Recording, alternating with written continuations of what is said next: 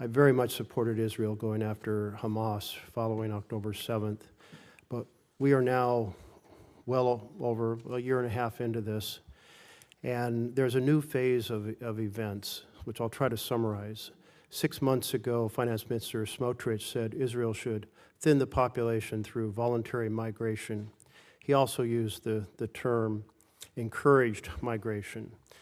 These terms are considered a euphemism for forced displacement. And the strategies of forced migration are food denial, the demolition of homes so that there's no place to return to, and driving people from one area in the Gaza Strip south to the southern side. Then there is a new plan called Operation Gideon's Chariot, mass call-up of troops in Israel. And Netanyahu said a few days ago, he said, we're going to take over all the areas of the Gaza Strip. By the way, on that forced displacement or the demolition of homes, I want to put up a chart to accentuate the point. This is satellite images done by the New York Times that show before the war, the detailed homes, mass damage before the ceasefire, and then since the ceasefire, absolutely the entire neighborhood turned to rubble. There's just basically nothing left that is habitable. So I wanted to just make the point that it's not some theory about the strategy. The strategy is being implemented and implemented very aggressively and effectively. But let me return to the issue of food denial. The Office for Coordination of Humanitarian Affairs estimated that in February, 2,000 children were admitted for treatment of acute malnutrition. I was thinking about the strips that are used. They're called MUAC strips, mid-upper arm circumference. It's basically a measure of the bicep.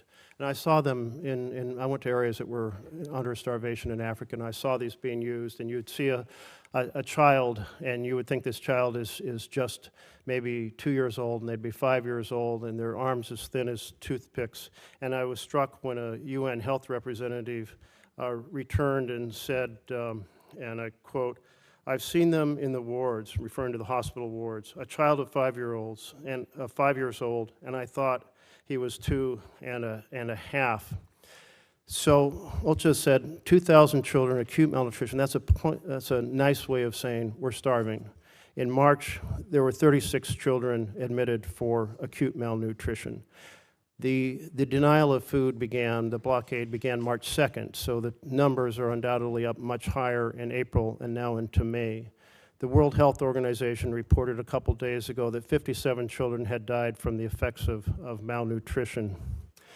That blockade shows signs of being changed. Netanyahu has made some public comments. He said, we will not stand by. Let's see. We cannot reach a point of starvation for practical and diplomatic reasons. He went on to say that mass starvation is a red line that could cost Israel support from the U.S. He didn't say it was a humanitarian problem, but support from the U.S. And yesterday, 5 trucks went in, and there's a plan to get up to 100 trucks. But 5 trucks is 1% of the amount needed for daily food supplements, and 100 trucks is still only 20% in an area that's already extremely hungry. This has led Canada, France, and Britain to say we cannot stand by while the Netanyahu government pursues these egregious actions. The level of human suffering is intolerable. So I guess my question here is the U.S. is a very close ally to Israel, both in military, security support, certainly in economic support. Is the administration conveying to the Netanyahu government that encouraging migration through food denial is an unacceptable strategy? Well, let me say I won't discuss, obviously, for many different reasons, what we share with our partners and allies.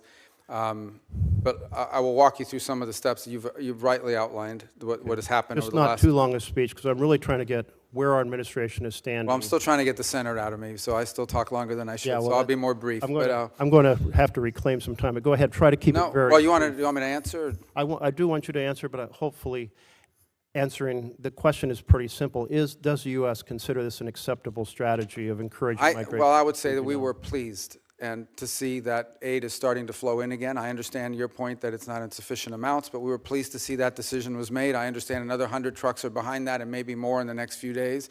I'll also tell you that I met in Rome 3 days ago with the World Food Program to walk through some of the ideas and plans they had for distribution on the ground. And ultimately, the answer here is for this to end, hopefully with the elimination of Hamas, because the people of Gaza deserve a more prosperous, peaceful future, which they'll never have as long as Hamas exists.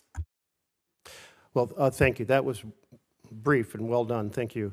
So then the second part of this is the systematic destruction of remaining homes as a way to make it impossible for people to stay in Gaza. Does the U.S. discourage that? Is it discouraging the Netanyahu government from continuing that strategy? Well, we don't view that that's their strategy. We understand that they are targeting elements of Hamas, is what they have claimed and said to us and to the world, that they believe that they need to root out the remaining elements of Hamas, who, by the way, have been an impediment to multiple ceasefires that I know have been negotiated and even agreed upon by Hamas external and then vetoed by Hamas internal. Is the U.S., it sounds like then, therefore, we're not concerned about that, or you characterize it differently. There has been reports of the administration working behind the scenes to develop a plan to help deport Gazans to Libya. Have you been involved in any discussions related to deporting people from Gaza, Palestinians in Gaza, to Libya? No, there's no deportation. What we have talked to some nations about is if someone voluntarily and willingly says, I want to go somewhere else for some period of time because I'm sick, because my children need to go to school or what have you, are there countries in the region willing to accept them for some period of time? But those would be voluntary decisions by individuals. Well, if there are voluntary decisions because there is no clean water, there is no food, and bombing is all around you, is that really a voluntary decision? Well, ultimately, that's the point, right? And that is you don't want people trapped there. They may want to come back. They may want to live there in the future, but right now they can't. And if there's some nation willing to accept them in the interim period, yes, we've asked countries preliminarily whether they would be open to accepting people, not as a permanent situation, but as a bridge towards reconstruction. Does that include Libya? I'm not aware of Libya. Thank you. I will just summarize since my time is up. I think the U.S. has a moral responsibility to fiercely convey to the Netanyahu government that using food as an instrument of war is unacceptable. It's a violation of international humanitarian law. It's mass punishment.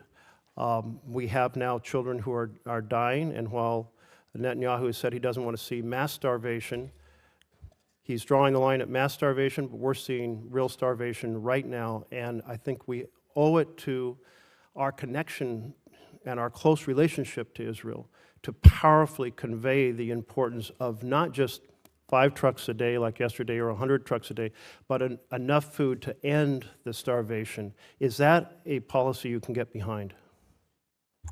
To ultimately rebuild and provide people a future in Gaza? To get behind enough trucks to end the starvation. Yeah, we've made that point. Look, I think ultimately, I don't think you would have seen the events of the last couple of days without our engagement, the engagement of others. Israel remains a strong ally. We're supportive. We understand why, for their security, Hamas cannot exist. We are also very happy to see that they have allowed aid to begin to flow, and we hope that that will continue. Concluding comment, Mr. Chairman, and thank you for your tolerance. It's an important topic. Netanyahu did say he was responding to remarks and pressure from American politicians. I assume that's the administration saying that America cannot accept mass starvation, but I would encourage you to push not for 5 or 100 trucks, but enough food to end the fact that children are starving and adults are starving, innocents are starving. Our close relationship, we need to end it.